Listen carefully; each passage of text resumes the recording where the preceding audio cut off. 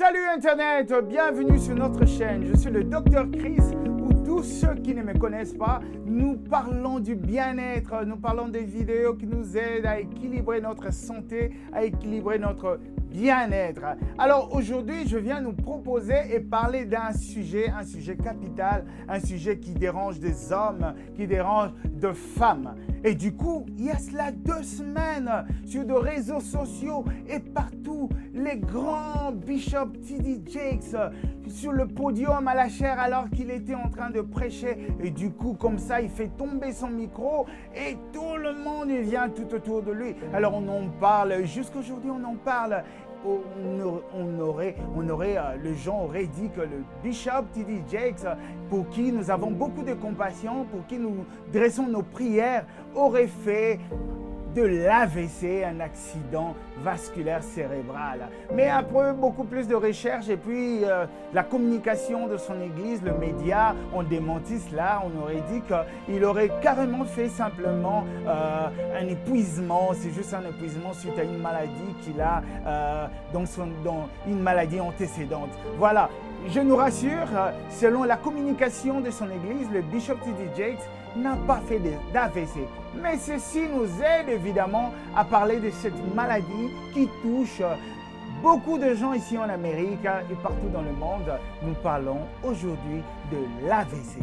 Alors, qu'est-ce donc l'AVC? L'AVC est un accident vasculaire cérébral. Ceci revient à parler du cerveau.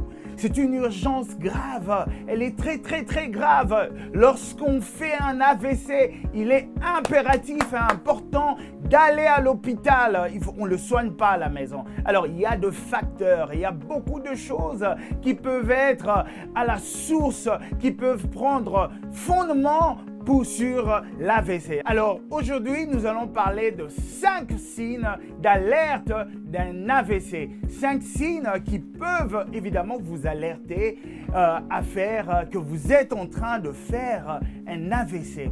Alors, mais avant tout ça, nous allons voir quand même quelques facteurs. Qu'est-ce qui peuvent nous conduire évidemment à faire un AVC? Il y a plusieurs facteurs, cher ami. Il y a l'obésité. Quand vous faites de l'obésité, c'est une maladie évidemment métabolique qui peut vous conduire, vous emmagasiner des graisses. Et ces graisses peuvent évidemment se déposer évidemment sur votre circulation sanguine. Et là, vous faites l'AVC qu'on appelle ischémique.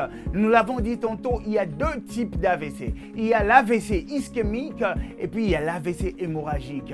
Lorsqu'on parle d'un AVC ischémique, ceci revient à dire simplement que vous avez un caillot au niveau de votre lumière artérielle où le sang passe. Lorsque vous avez un caillot qui se place là, ça bloque la circulation sanguine. Alors le sang ne sait pas passer, le sang ne sait pas être perfusé au niveau cérébral et les cellules du cerveau vont mourir, des cellules qu'on appelle des neurones.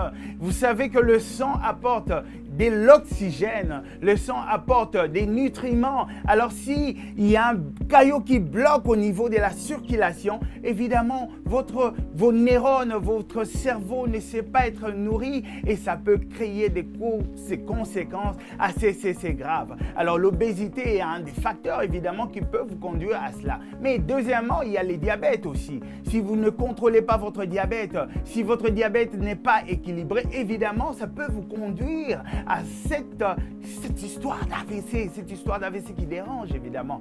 Alors il y a aussi le tabagisme, lorsque vous fumez à tout moment et ou même si vous fréquentez un environnement. D'ailleurs, je vous dis, vous savez que lorsque vous fréquentez un environnement, une maison, vous habitez quelqu'un qui fume, on dit que le fumeur passif fume plus que celui qui est actif, celui qui fume. Alors faites très attention, vérifiez votre environnement où vous fréquentez généralement. Alors comme ça, il y a beaucoup de maladies qui peuvent vous conduire à faire l'AVC ischémique. Évidemment, il y a l'hypertension artérielle également. Alors l'hypertension artérielle va nous conduire au 2e type évidemment de l'AVC qu'on appelle hémorragique.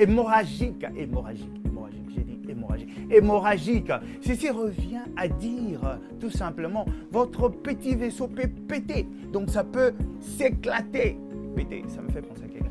Ça peut s'éclater. évidemment. Alors, ça peut être vos artères, ça peut être de veine au niveau de la tête. Mais ça, c'est grave et ça touche 20%. C'est vrai que l'ischémique touche au moins 80% dans le monde, mais le 20% d'AVC hémorragique est très, très, très mortel et grave. Pourquoi? Simplement, lorsque le vaisseau pète, lorsque le vaisseau se dilate suite à la pression peut-être artérielle qui est très forte, ça fait éclater votre vaisseau au niveau de la tête. Il y a le sang qui va sortir. Le sang, imaginez que le sang sorte et coule au niveau du cerveau. Ça tourne là, ça comprime certains tissus au niveau du cerveau. Ça crée ce qu'on appelle une pression intracrânienne. La pression augmente au niveau du cerveau et évidemment, comme ça, vous voyez des gens qui, évidemment, entrent en coma et perdent leur connaissance. Voilà.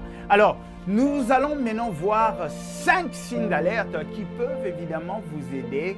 Lorsque vous commencez à remarquer ces choses, il faut vite commencer à réfléchir, à voir un médecin, à consulter un médecin, en parler dans votre entourage, mais particulièrement voir un professionnel. 5 signes d'alerte. Le premier signe d'alerte, nous parlons d'une perte soudaine de la parole ou de la compréhension. Et du coup, vous avez ce qu'on appelle en médecine de l'aphasie. Vous avez du mal à parler. Vous avez un trouble de langage.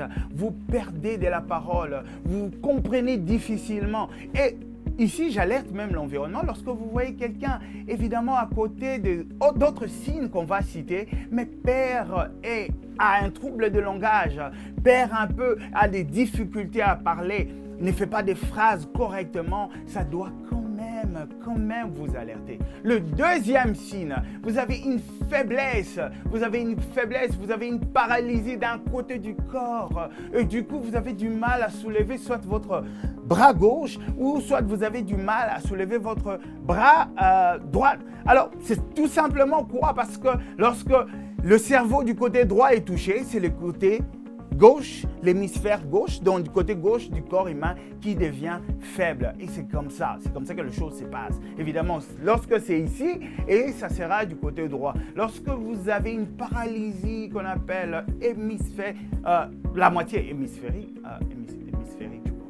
vous avez une paralysie de la moitié du corps, évidemment, vous avez une faiblesse, ça doit évidemment vous alerter et consulter un médecin et ça c'est très capital. Alors associé à cela, vous avez le troisième signe d'alerte, vous avez des troubles de la vision qu'on appelle des diplopies. Diplopie ici, vous avez une double vision, vous avez comme une vision double. Vous voyez doublement quelqu'un, vous voyez doublement le genre, vous voyez doublement les arbres et tout, quelque chose, mais également, vous pouvez avoir une perte de la vision. Vous ne voyez plus.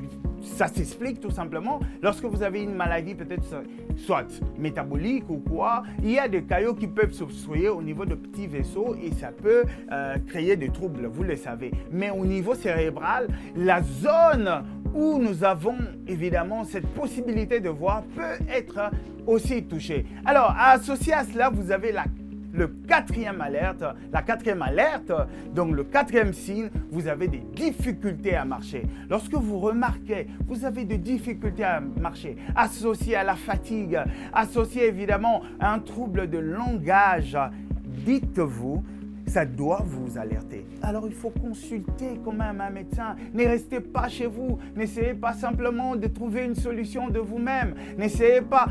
Consultez un professionnel, ça ne vous coûte rien du tout. Appelez soit votre proche, si vous avez du mal à marcher déjà, si vous êtes marié, parlez à votre femme, si vous vivez avec vos frères, vos sœurs, parlez à votre entourage.